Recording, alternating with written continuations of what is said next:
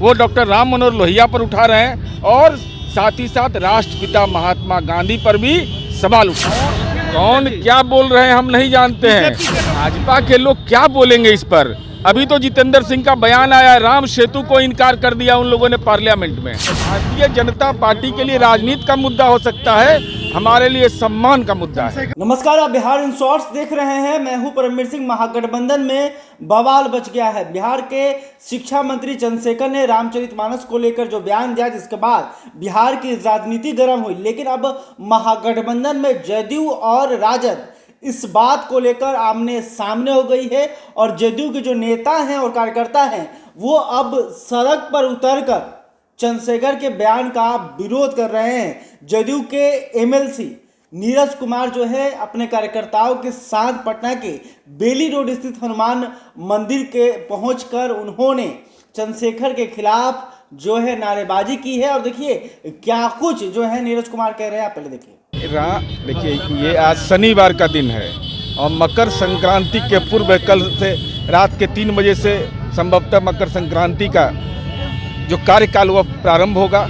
तो हम लोग तो हर एक शनिवार को आते हैं, तो स्वाभाविक रूप से रामचरितमानस पर विवाद पैदा करना, जिसको डॉक्टर राम मनोहर लोहिया जो हम लोग के समाजवादी आंदोलन के पुरोधा रहे हैं, उनकी वैचारिक विचारधारा पर अपने जीवन के मूल्य की कसौटियों को कसते हैं। वो रामायण मेला लगाते थे और राष्ट्रपिता महात्मा गांधी जो हमारे लिए आइकॉन हैं, वो हे राम कहते थे।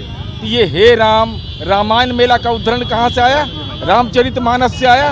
और रामचरितमानस पर जब सवाल उठाते हो तो देश का संविधान जो डॉक्टर भीमराव अंबेडकर ने बनाया है, उन पर जो उकेरा हुआ चित्र है वो भगवान राम का है। तो भगवान राम के प्रति सम्मान, अल्लाह के प्रति सम्मान, चाहे कोई भी धार्मिक मान्यता हो उसके प्रति परस्पर प्रेम का भाव, यही तो राम हमको सिखाते हैं। नाथ संप्रदाय हिंदू में है, वह कहता है राम तो रहीम है। ये बजाबता है, देश के विभिन्न धार्मिक ग्रंथों में इसकी पुष्टि हुई है। इसलिए जाकी रही भावना जैसी, प्रभु मूरत देखी दिन तैसी। भगवान राम के प्रति तो आराधना, सबके मन के अंदर सम्मान का भाव है।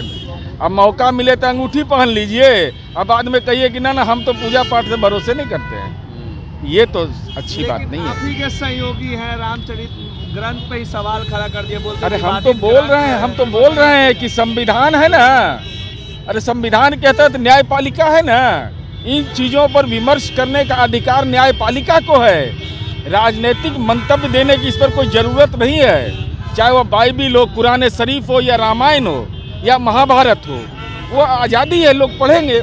अगर आपको कोई मंतव्य पर असहमति है तो संविधान है, और संविधान भीमराव अंबेडकर का है।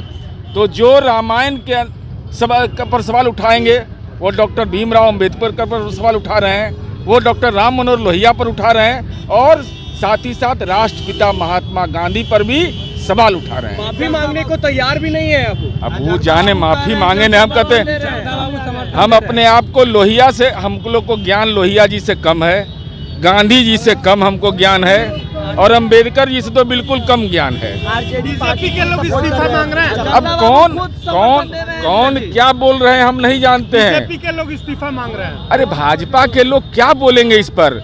अभी तो जितेंद्र सिंह का बयान आया, राम सेतु को इनकार कर दिया उन लोगों ने पार्लियामेंट में। उन्हीं के मंत्री है पार्लियामेंट में जवाब देते हुए।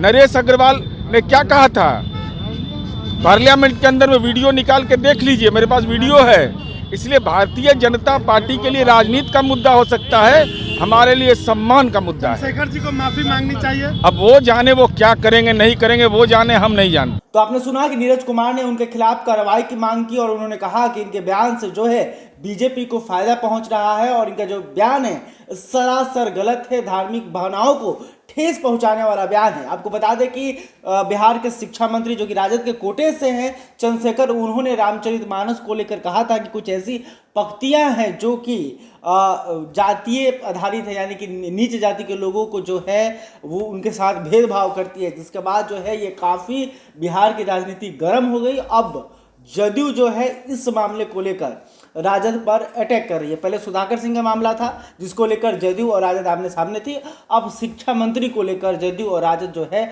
आमने सामने है। जदयू संसदीय बोर्ड के अध्यक्ष उपेंद्र कुशवाहा ने भी बड़ा बयान दिया है। उन्होंने कहा है कि कहीं ना कहीं इस बयान से बीजेपी को फायदा पहुंच रहा है और बीजेपी के लिए जो शिक्षा मंत्री हैं वो काम कर रहे हैं। बहरहाल अब तक आपने हमारे चैनल को सब्सक्राइब नहीं किया तुरंत कर लें। इस खबर को लेकर आप क्या सोचते हैं कमेंट करके बताइएगा। वीडियो फेसबुक पर देख रहे तो हमारे पेज को भी लाइक कर लें। धन्यवाद।